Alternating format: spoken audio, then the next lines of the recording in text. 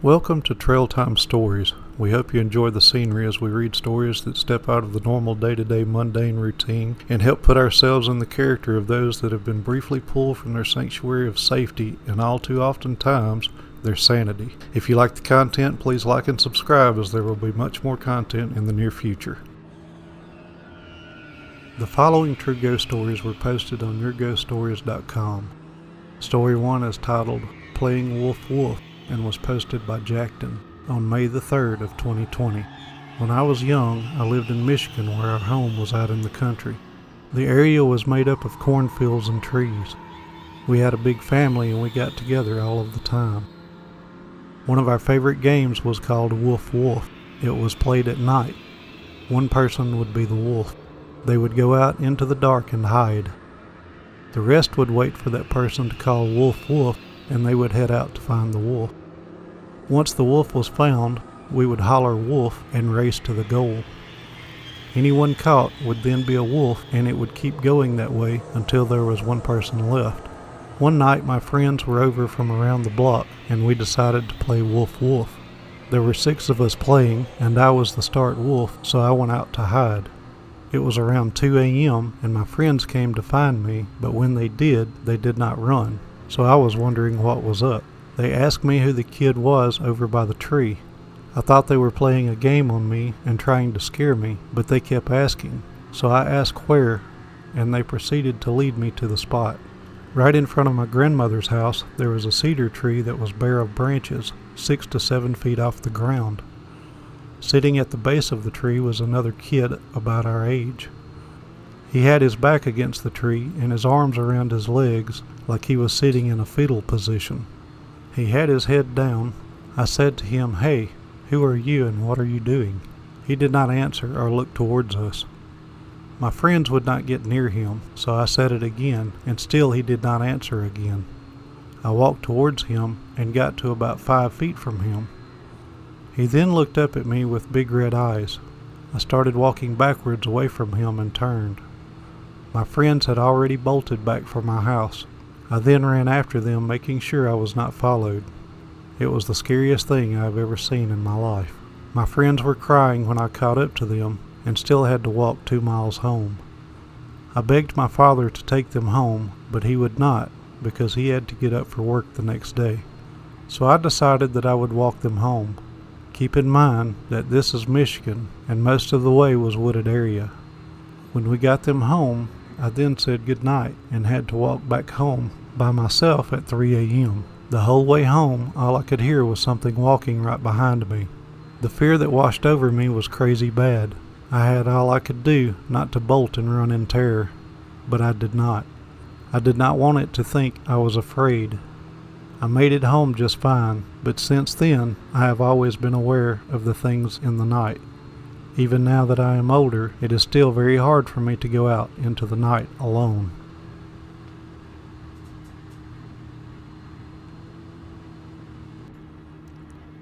Story number 2 is titled The Battle to Come and was posted by CPT Blood on February the 22nd of 2020. I like day trips, just getting in my Mustang and driving. This weekend in December 2018, I decided I'm going to the Hofbräu's German restaurant in Cleveland, and since I'm going, I might as well explore the local legend of the Rockefeller gravesite. In Lakewood Cemetery, Rockefeller is buried with a few relatives beside an obelisk bearing his name. Local legend says that if you leave a dime on the monument, wealth will come your way, and yes, something came my way. Almost immediately, my significant other tells me a spirit followed me home. I don't know if this singular trip to the cemetery was the catalyst for haunting 2 hours away in Michigan. I never have been a believer, but too many times has a spirit bothered me or my girl. I was sleeping on the couch one time, only to awaken and started throwing punches at a dark figure hovering near my head just before my sweetheart enters the apartment. One time, late at night, I was coming in from work and the apartment was pitch black. I walked right into the apartment and for no real reason, I sidestepped, as if avoiding walking into something. I did a double take after I turned on the lights, trying to figure out why I did this previous maneuver. My love reports to me that since Cleveland, the bedroom is occupied by a shadow person. She sees it from the living room and would close the door to the room until it's time to sleep. She is a street-smart and tough person from Detroit, not given into artistic inclinations, and sleeps in the bedroom even though a ghost is in there, even if it scares her. Even her friend broke down shaking from seeing a ghost in the hallway beside the bedroom door. I put up crucifixes at the main door, the bathroom door, and the bedroom in the summer of 2019. The disturbance has reduced or taken a less scary approach until now. This past week in February of 2020, something different has been haunting the bedroom. I've woken up again throwing punches into the air. The darker force that has my girl sleeping scared under the blankets because she doesn't want to see the ghost. After she told me of her recent experience, I told her mine so as to comfort her that it's not just her and admit I sleep with a light on, hinting she does the same while I'm working overnight. I'm thinking that I need to spend more time taking possession of the room and lay down some sage and holy water. Story number 3 is titled The Old Farmhouse and was posted by Susie2 on October 18th of 2019. This story takes place in a very old farmhouse where my best friend, Sassy, grew up. The house is still in her family, but no one lives there full time.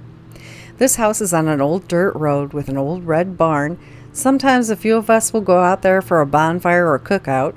I had my son's graduation party there. The master bedroom is on the main floor, and there are 2 more bedrooms upstairs. Tons of character. The basement, on the other hand, is pretty creepy. The furnace and washer and dryer are down there, along with an old, heavy wooden door that's under the stairs. I never opened that door, and I don't plan to. My friend told me it's a room with a dirt floor, and it's under the kitchen. Very creepy vibe. I was down there one evening finishing up laundry. I was the only person in the house, and a feeling came over me to get out of that basement. I never felt that way since or before, but I got the heck out of there. One Sunday in the fall, Sassy and I were out at the farmhouse. She was cleaning inside, and I worked outside. We were both inside when closing up the house and walked out together. The following Wednesday, Sassy went back out to the house to check on some mail that she thought she had left. When she walked in, she heard this creepy noise coming from the master bedroom. At first, she thought it sounded like an old air conditioner unit that was used in the summertime, but it was sitting on the floor unplugged. Turns out, the sound was coming from the drawer in the vanity table. When she opened the drawer, there was a blow dryer going off. It was very hot and could have burned down the house. Seriously, that was not on when we left the house 3 days before. This blow dryer is an older version. It doesn't have a toggle switch, but a sliding switch you could move up or down. My first thought was maybe a mouse got in the drawer and bumped it, but that switch took more effort than a mouse could muster. Sassy's husband will not spend the night in that house. He had a dream that there was a dark figure standing at the top of the stairs, and it stayed with him for years.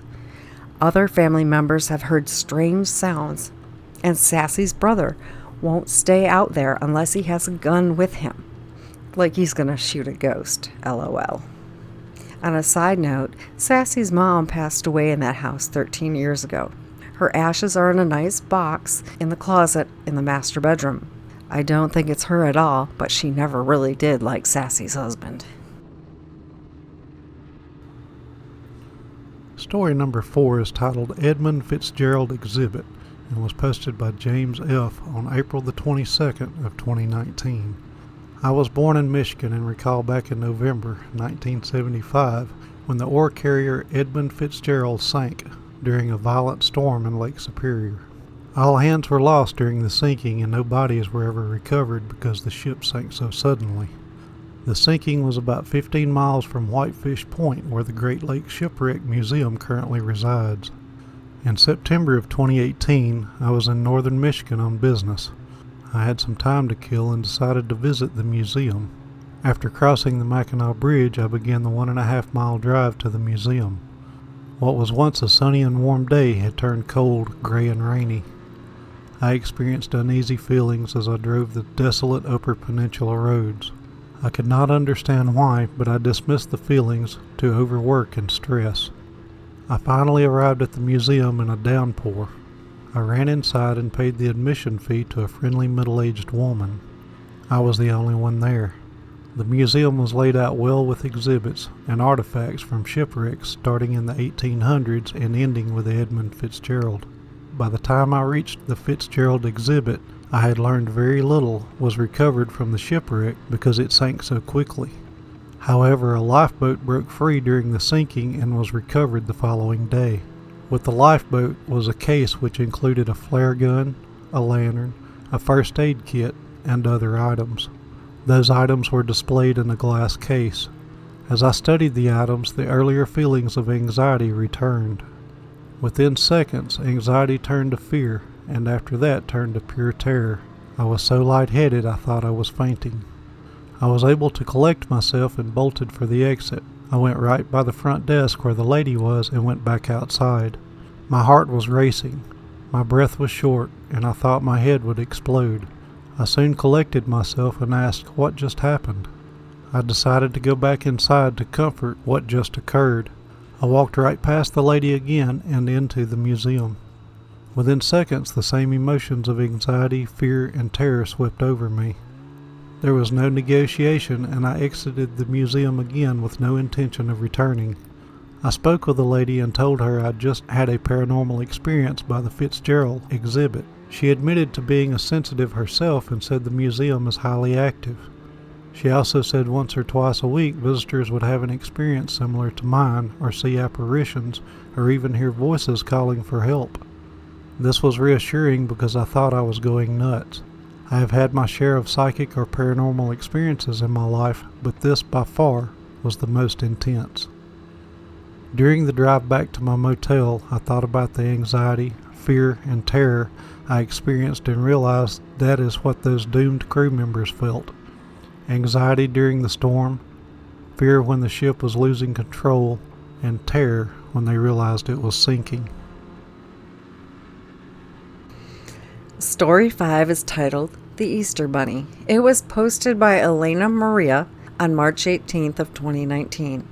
Before I get started, this happened a very long time ago. I'm almost 20 years old, and this happened when I was 5 or 6. At that age, I didn't know anything about ghosts, and I don't know if this was a ghost, but I can tell you I was not hallucinating. I'll give you a basic description of my house. My bedroom is the farthest room in the house, and if you walk out of my room, there is a hallway that leads to the dining room. There are a few rooms on both sides. My mom's room is next to mine, then a guest room, and then my bathroom, so keep this in mind. On Easter morning, right around 4 in the morning, I woke up. It was normal for me because I would have to use the bathroom. I didn't sleep with my door closed at the time, so it was open. I never liked to use my bathroom because it was too far away from my room. I'm scared of the dark. But that night I wanted to use my bathroom. I walked to my doorway and looked down the hall and into the dining room. And you know how little kids take pictures with a life-size Easter bunny? Yeah, there was one in my dining room. Like, this thing was huge. And being a little kid, this was scary. The lights weren't on, and I didn't want to turn them on. Being a little kid, things went through my mind like, what if I got killed? What if I won't get my Easter basket? I decided not to go to the bathroom and went to my mom's. My mom was in her bed. Trust me, I checked. I stayed in her room for 5 minutes, and when I went out back to my room, it was gone. No one believes me when I tell them the story, and it makes me upset because it's very true. Please let me know if this has happened to you. Story number 6 is titled Invisible Stalker and was posted by Giannaco on January the 28th of 2019. This is my first year up in Marquette, and I always like to know if the town I'm living in is haunted or has haunted places to visit. I did my research and found a couple of places that are haunted. One of those places is the MNU college that I'm currently attending. I read about the stories and got a little spooked since I was in my dorm room by myself. While I was reading the stories, my roommate's bookshelf fell over. This normally happens, so I thought nothing of it and picked up everything. Remember this. I decided to go to my friend's house, which is about 2 miles away from campus. It was cold out, so I figured I would drive there. As I'm walking to my car, I hear footsteps coming from behind me. My first thought was that it was another student walking to their car. But these steps got closer and closer and closer until I got nervous and turned around, but no one was there. I freaked, ran to my car, locked the doors, and drove off. Everything was fine during the drive to my friend's house and during the time I was there. I did not tell them what I experienced, since I did not want to make it a big deal. After spending some time with them, I decided to leave since it was a school night. This is where it gets creepy. Instead of walking to my car this time, I immediately ran to my car and locked the doors. Across from where I parked was a gas station. At that gas station there was a person sitting by the doors that goes into the gas station. The person was wearing all black with their head down. Warning bells were ringing in my head, and the little voice in my head was also saying, "Go, go, go, start your car." I listened to those instincts and drove off. For the first mile there were no cars and no one walking around. Then out of nowhere a person pops up in front of me, also wearing all black. I acted normal and kept driving towards the person until I was roughly 40 feet away, and they decided to cross the street. I slammed on my brakes as they took their time crossing. At this point I wasn't even thinking about paranormal stuff. I was just pissed off that someone decided at the last minute to cross the street. I finally arrived at campus and go to every parking lot near my dorm, then farther parking lots, and eventually realize there's no parking spots. Like usual, I park on a side street and start walking to campus. It was roughly a 7-minute walk to my hall, so I picked up the pace, walking a little bit faster. I'm about halfway to the dorms when I hear someone say hello. I immediately do a 360 to see where that hello came from. In my head, I was thinking it was coming from a person in their house or from a car parked in the lot I was walking past. Nope, neither. With everything that had already happened, I clutched my pepper spray and ran to my dorm. As I'm closing in on my hall, I checked to make sure no one was behind me just in case I was being stopped, praying that I won't see anything. I end up seeing a dark figure coming right at me, closing the gap between us. I struggle to open the door and feel as if I'm paralyzed in fear. The hairs on the back of my neck stand up when I feel heavy breathing. I don't bother looking back again and open the door to my hall. As soon as I step inside, I feel safe. I make it to my dorm and drop all my stuff on the floor and lay on my futon. I go to pick up my phone, and out of the corner of my eye, I see the bookshelf knocked over. But this time only the books were off the shelves. The shelf was still standing upright. To this day, only the books fall off the shelf at random, and I constantly feel like I'm being watched. I have never truly believed in ghosts. I was only interested in reading stories and never thought I would be writing my own experience. I want to believe that it was all a dream, but it was very much real. Thank you for watching and listening to today's video and story. We know your time is valuable and really do appreciate that you spent some of it with us today. If you haven't already, then please like and subscribe so it helps us greatly. We hope to see you again soon. Have a great day or evening. Trail Time Stories out.